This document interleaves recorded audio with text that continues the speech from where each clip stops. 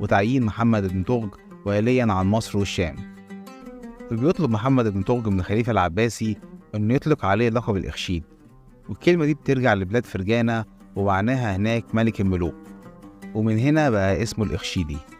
ولأن محمد الإخشيدي كان عايش في مصر لفترة طويلة جدا أيام الدولة الطولونية، فكان على دراية بالبلد وأحوالها وإزاي يقدر يسيطر عليها.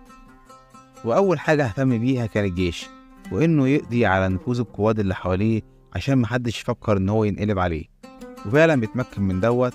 وكمان بيزداد جيشه لما بينضم إليه مماليك القادم منهزمين. وبعد استقرار الوضع عسكريا ابتدى في الإصلاحات الداخلية في مصر، خصوصا في الصعيد. فمن أيام أواخر الدولة الطولونية وخلال عصر الولاة الثاني ظهرت بعض الحركات شبه الانفصالية، واللي أصحابها امتنعوا عن دفع الضرائب للدولة مع امتلاكهم لآلاف الفدادين الزراعية في صعيد مصر.